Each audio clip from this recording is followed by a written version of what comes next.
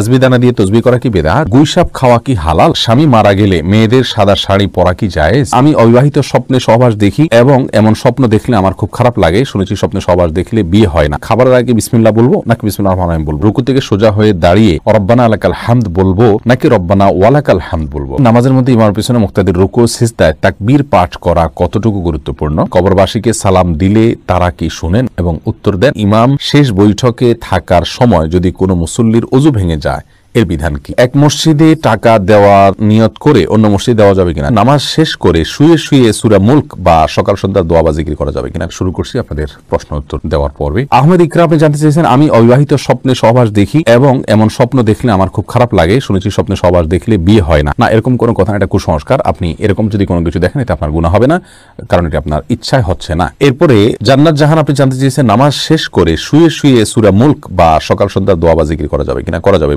আল্লাহ সুবহানাহু ওয়া তাআলা কোরআনে কারীমে স্পষ্ট করে বলেছেন, আল্লাযীনা ইয়াযকুরুনাল্লাহা কিয়ামান ওয়া কুউদান ওয়া আলা জুনুবিহিম, যারা দাঁড়িয়ে বসে শুয়ে সর্বাবস্থা আল্লাহ তাআলার জিকির করে স্মরণ করে। অতএব আল্লাহ তাআলার জিকির বা স্মরণ এগুলো যে কোনো অবস্থা আপনি করতে পারেন। আপনার মনে কোনো অবজ্ঞা থেকে তো আপনি আর করছেন না, অতএব এটি জায়েজ হবে ইনশাআল্লাহ বিইذنিল্লাহ। কোরআন হাদিসে কোথাও নিষেধ নাই। মুহাম্মদ আপনি জানতে চেয়েছেন, খাবারের আগে বিসমিল্লাহ বলবো নাকি বিসমিল্লাহির রহমানির রহিম বলবো? ভাই, এ নিয়ে দুই রকমের ব্যাখ্যাই আছে। নবী সাল্লাল্লাহু আলাইহি ওয়াসাল্লাম সাম্মিল্লাহ এটুকু বলেছেন। এক ব্যক্তি খাবার খাচ্ছিলেন, তাকে বা খাবার খাওয়া প্রসঙ্গে নবী সাল্লাল্লাহু আলাইহি ওয়াসাল্লাম বলেছেন সাম্মিল্লাহ, মানে আল্লাহর নাম নাও। এখানে সাম্মিল্লাহ আল্লাহর নাম নেওয়া হতে পারে, পুরো বিসমিল্লাহির রহমানির রহিম পড়াটাও হতে পারে। এজন্য আপনি বিসমিল্লাহ বলে শুধু যদি খাবার গ্রহণ করেন তাতেই আপনার সুন্নাহ আদায় হয়ে যাবে। আর যদি বিসমিল্লাহির রহমানির রহিম পুরোটাই পড়েন তাহলে আরো ভালো, কোনো অসুবিধা নেই ইনশাআল্লাহ বিইذনিল্লাহ। তবে শুধু বিসমিল্লাহ বললেই আপনার এই বিসমিল্লাহ পাঠ করে খাবারের যে বিষয়টি সেটি আদায় হয়ে যাবে ইনশাআল্লাহ। এরপরে প্রশ্ন করেছেন মঞ্জুরা পারভিন, আপনি প্রশ্ন করেছেন রুকু থেকে সোজা হয়ে দাঁড়িয়ে রব্বানা লাকাল হামদ বলবো নাকি রব্বানা ওয়ালাকাল হামদ বলবো? দুইটাই বিশুদ্ধ হাদিস দ্বারা প্রমাণিত, বরং কোনো কোনো বর্ণায় আল্লাহুম্মা রব্বানা লাকাল হামদ, আল্লাহুম্মা রব্বানা ওয়ালাকাল হামদ এরকমও আছে, যার কারণে আপনি যে কোনোটা পড়েন তাতে আপনার সালাত আদায় হয়ে যাবে, সুন্নাহ আদায় হয়ে যাবে, যেহেতু সবগুলোই হাদিস দ্বারা প্রমাণিত।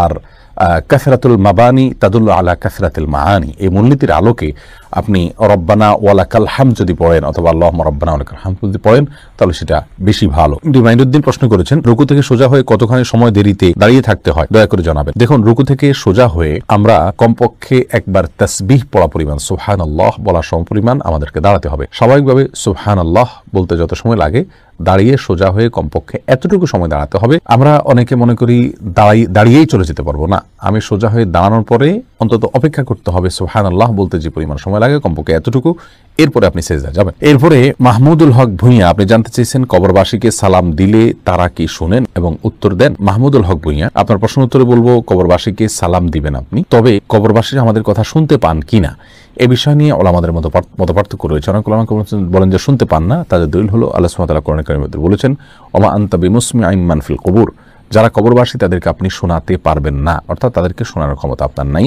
আর যারা বলেন যে না ওনারা শুনতে পান, তাদেরও অনেকগুলো দলিল, অনেকগুলো কোরআন হাদিসের সূত্র রয়েছে। এরপরে আসুন, মোহাম্মদ আশরাফুল খান প্রশ্ন করেছেন, ইমাম শেষ বৈঠকে থাকার সময় যদি কোনো মুসল্লির ওযু ভেঙে যায় এর বিধান কি? ভাই মোহাম্মদ আশরাফুল খান, ইমাম শেষ বৈঠকে থাকার সময় যদি আপনার ওযু ভেঙে যায়, এখন যদি ইমাম সালাম ফিরাননি, তাহলে সেক্ষেত্রে আপনি ওই অবস্থায় সালাত ছেড়ে চলে যাবেন। যে আপনি ওযু করবেন, ওযু করে ফিরে এসে বসে দুরূদ বা আত্তাহিয়াতু পড়ার যদি কোনো অংশ বাকি থেকে থাকে আপনার, তাহলে সেটা পরিপূর্ণ করে এরপর সালাম ফিরাবেন একাকি। ততক্ষণ ইমাম তো সালাম ফিরিয়ে ফেলবেন, আপনি বসে একাকি সালাম ফিরিয়ে ফেলবেন, তাতে আপনার সালাত হয়ে যাবে ইনশাআল্লাহ বিইذনিল্লাহ। এরপরে প্রশ্ন করেছেন তাহমিনা আখন্দ, এক মসজিদে টাকা দেওয়ার নিয়ত করে অন্য মসজিদে দেওয়া যাবে কিনা? যাবে, যদি অন্য মসজিদে এর চেয়ে বেশি প্রয়োজন মনে হয় তাহলে নিয়ত পরিবর্তন করা যায়, অসুবিধা নেই। এরপরে প্রশ্ন হলো রাশিদুল ইসলামের, তিনি জানতে চেয়েছেন হুজুর সংসারে অভাব থাকলে করণীয় কি? ভাই রাশিদুল ইসলাম, সংসারে যদি অভাব থাকে আল্লাহ মাফ করুন, অভাব অনটন দূর করবার জন্য অনেকগুলো পদ্ধতি আছে, পন্থা আছে, রিজিকে বরকত আসার অনেকগুলো উপায় আছে। এই বিষয়ে আমাদের একটা ভিডিও রয়েছে আমাদের ইউটিউব চ্যানেলে এবং আমাদের ফেসবুক পেজে, আপনি সেই ভিডিওর সাহায্য নিতে পারেন, সেখানে শুনতে পারেন, বিস্তারিত অনেকগুলো আমাদের কথা আমরা বলেছি, সেগুলো করতে পারেন। তবে সবচাইতে গুরুত্বের সাথে যে করতে বলবো তা হলো সম্পূর্ণ আল্লাহর উপরে আস্থা এবং ভরসা রেখে পরিপূর্ণ মনোযোগিতার সাথে যে কোনো কাজকে ছোট মনে না করে আপনি কাজ শুরু করে দিবেন এবং পরিপূর্ণরূপে পরিশ্রম করবেন, ভালো করে পরিশ্রম করবেন, কারণ এটা হাদিস দ্বারা জানা যায় ইন্নাল্লাহা ইউহিব্বু আমিলা আহাদুকুম আমালান আইয়ুতকিনাহু, যে কোনো কাজ যদি কেউ করে ভালো করে করলে আল্লাহ তাআলা পছন্দ করেন। আমরা অনেকেই যারা দিন প্র্যাকটিস করে থাকি আমরা মনে করি হালকা পাতলা পরিশ্রম করবো, আল্লাহ তাআলা দিয়ে দিবেন না। আল্লাহ সুবহানাহু ওয়া তাআলা দুনিয়াতে যে যত বেশি আপনার সুন্দরভাবে উত্তম রূপে যত বেশি সিরিয়াসনেসের সাথে কাজ করবে আল্লাহ তাআলা তাকে তত বেশি দিবেন। এটাই হলো আল্লাহ সুবহানাহু ওয়া তাআলার সুন্নাহ, এর ব্যতিক্রম আল্লাহ করে থাকেন। কিন্তু আমাদেরকে সুন্নাহ আল্লাহ সুবহানাহু ওয়া তাআলার যে সাধারণ নিয়ম আছে সেটাকে ফলো করে চলতে হবে। এটা খুব বেশি পরিশ্রম করতে হবে, ভালো করে হালাল উপার্জনের জন্য আল্লাহ তাআলা বারাকাত দিবেন ইনশাআল্লাহ বিইذনিল্লাহ। আর এর মাধ্যমে এর বাইরে হালাল উপার্জন বৃদ্ধি পাওয়ার জন্য সিলা রহিমি করা বা আত্মীয়তার সম্পর্ককে রক্ষা করা এটা গুরুত্বপূর্ণ আমল। নবী সাল্লাল্লাহু আলাইহি ওয়াসাল্লাম বলেছেন, বুখারীতে বর্ণিত হয়েছে, মান সাররাহু আন ইউবসাতা লাহু ফি রিজকিহি আও ইউনসা লাহু ফি আথারিহি ফালিয়াসিল রাহিমাহু। যদি কেউ চায় তার রিজিক বাড়িয়ে দেওয়া হোক, তার হায়াত বাড়িয়ে দেওয়া হোক, তাহলে সেই জন্য আত্মীয়তার সম্পর্ককে বিল্ড আপ করে, মজবুত করে। এর বাইরে অনেকগুলো আমল আছে, আপনি ভিডিওটা শুনে নিলে ইনশাআল্লাহ সেখান থেকে বিস্তারিত জানতে পারবেন। মোহাম্মদ ফাজলুল করিম জানতে চেয়েছেন, গোসলের আগে ওযু করলে গোসলের সময় লজ্জাস্থানে হাত লাগে বা পরিষ্কার করার জন্য হাত লাগে, তাহলে কি গোসল শেষে আবার ওযু করতে হবে? যে অনেক উলামায়ে কেরামের মতে, মান মাসসা ফারাজাহু ফালিয়াতাওয়াজ্জা, যে ব্যক্তি তার লজ্জাস্থানে স্পর্শ করে কোনো কিছুর আড়াল ছাড়া সরাসরি হাত দিয়ে, তার ওযু আবার করতে হবে, তার ওযু ভঙ্গ হয়ে যায়। এরকম বর্ণনাকে সামনে রেখে অনেক উলামায়ে কেরাম এটাকে ওযু ভঙ্গের কারণ হিসেবে বলেছেন। তাদের দৃষ্টিতে অবশ্যই আপনাকে ওযু করতে হবে পুনরায়। তো আমাদের উলামায়ে কেরাম বা উলামায়ে আহনাফ এটাকে ওযু ভঙ্গের কারণ হিসেবে গণ্য করেন না, এবং তারা এর বিপরীতে বিভিন্ন হাদিসকে দাঁড় করানো এবং বিভিন্ন জবাব দিয়ে থাকেন। তাদের মতে আপনার ওযু ভঙ্গ হবে না। শেখ অন্তর আপনি জানতে চেয়েছেন, নামাজের মধ্যে ইমামের পিছনে মুক্তাদির রুকু ও সিজদায় তাকবীর পাঠ করা কতটুকু গুরুত্বপূর্ণ? ইমামের পিছনে মুক্তাদির রুকু এবং সিজদায় তাকবীর পাঠ করা জরুরি, তবে তাকবীর পাঠ করা এটাকে উলামায়ে কেরাম, সৌদি আরব উলামায়ে কেরাম সহ মধ্যপ্রাচ্যের অনেক উলামায়ে কেরাম ওয়াজিব বলল, আমাদের উলামায়ে কেরাম এটাকে সুন্নাহ বলেন, যার কারণে কেউ যদি না করে সালাত হয়ে যাবে। কিন্তু ইমাম থাকা না থাকায় কোনো পার্থক্য পড়বে না, ফরক পড়বে না, বরং সর্বাবস্থা আমাদেরকে পড়তে হবে তাসবিহ, রুকুত তাসবিহ এবং সিজদার তাসবিহ। কাফি আপনি জানতে চেয়েছেন, গুইসাপ খাওয়া কি হালাল? গুইসাপ খাওয়া হাদিসের ভাষা, নবী সাল্লাল্লাহু আলাইহি ওয়াসাল্লামের ভাষা, এটা জায়েজ আছে অনেক উলামায়ে কেরামের মতে। তবে আমাদের উলামায়ে কেরাম এটাকে মাকরুহ বলেন, হারাম কেউই বলেন না। বিভিন্ন হাদিস দ্বারা গুইসাপ খাওয়ার বিষয়টির প্রমাণ পাওয়া যায়। কারো যদি রুচিতে কুলায়, ভালো লাগে, তিনি খেতে পারেন। যাই হোক, এরপরে প্রশ্নে চলে যাচ্ছি। এমডি শফিক আপনি জানতে চেয়েছেন, তাসবিহ দানা দিয়ে তাসবিহ করা কি বেদাত? ভাই শফিক, এটাকে আমরা বেদাত বলি না। অনেক উলামায়ে কেরাম বেদাত বলেন। তারা বলে থাকেন যে বিভিন্ন হাদিসে আঙ্গুলের করে তাসবিহ গণার ফজিলত বা গুরুত্বারোপ এর বর্ণনা বা বিবরণ পরোক্ষভাবে বোঝা যায়। বিশেষ করে কি আমাদের দিন এগুলো জলজল করে জ্বলতে থাকবে বা উজ্জ্বল আলো দিবে, এরকম বর্ণনা পাওয়া যায়।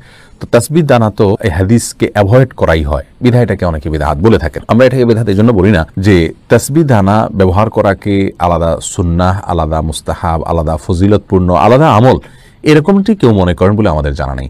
যেহেতু এরকমটি কেউ মনে করেন না, তাহলে তাসবিহ দানা ব্যবহার করাকে আমরা বিদআত বলতে পারি না, বরং তাসবিহ দানা বিদআত ব্যবহার করা এটা ওই ব্যক্তির জন্য বিধেয় যে ব্যক্তি 100 বার বা বেশি সংখ্যক তাসবির যে সংখ্যাগুলো সেগুলো আঙ্গুলে করে গুনে তিনি মনে রাখতে পারেন না। এরকম যদি হয় তাহলে সেক্ষেত্রে তার জন্য এটা বিধেয়। তবে উত্তম হবে সর্বাবস্থায় আঙ্গুলে করে গণনা করা। তাছাড়া কোনো সালাফ থেকে বিভিন্ন বিচি ইত্যাদিকে তাসবির গণনার ক্ষেত্রে ব্যবহার করার কথা বর্ণনা পাওয়া যায়, কিন্তু আঙ্গুলের কর এটার বর্ণনা, এটার তাসবিহ গণনা করার কথা যেহেতু হাদিস থেকে পাওয়া যায় সরাসরি, সেজন্য আমরা সেটাকে অগ্রাধিকার দেওয়াটাই উত্তম হবে, কিন্তু আমরা ওইটাকে বেদাত বলবো না। তবে হ্যাঁ, তাসবিহ ব্যবহারকে আলাদা একটা ইবাদত বা সওয়াব, বা ওইটাতে গুনলে সওয়াব হবে, বা ওইটাতে গোনা উত্তম, বা ওইটাতে গণনা করা নিয়ম, এরকম যদি কেউ মনে করে তাহলে সেটি বেদাত হতে পারে। এরপরে নিউ কাটার এআইডি থেকে প্রশ্ন করা হচ্ছে, স্বামী মারা গেলে মেয়েদের সাদা শাড়ি পরা কি জায়েজ? মেয়েদের স্বামী মারা গেলে সাদা শাড়ি আর কালো শাড়ি এরকম কোনো কিছু পরার ক্ষেত্রে ইসলাম শরিয়াত কোনো নির্দেশনা দেয় না। ইসলাম শরিয়া বলে, কোনো স্ত্রী লোক তার স্বামী যদি মারা যান তাহলে 4 মাস 10 দিন পর্যন্ত তিনি শোক পালন করবেন, আর শোক পালনের অংশ হিসাবে তিনি খুব বেশি সাজসজ্জা করবেন না, গহনাগাতি ইত্যাদি ব্যবহার করবেন না, স্বাভাবিকভাবে চলবেন, সাদাই পড়তে হবে এরকম কোনো কথা নেই। সচরাচর তিনি বেড়াতে গেলে বা কোনো অনুষ্ঠানে গেলে, কোনো মেহমান অতিথি আসলে তখন যে পোশাকগুলো পরেন এরকম কোনো পোশাক পরবেন না, বাস এটাই হলো সবচাইতে গুরুত্বপূর্ণ বিষয়। কিন্তু এর বাইরে তাকে বিশেষ কোনো কালারের কাপড় পরতে হবে, সাদা পরতে হবে এমন কোনো বাধ্যবাধকতা ইসলাম শরীয়তে নেই।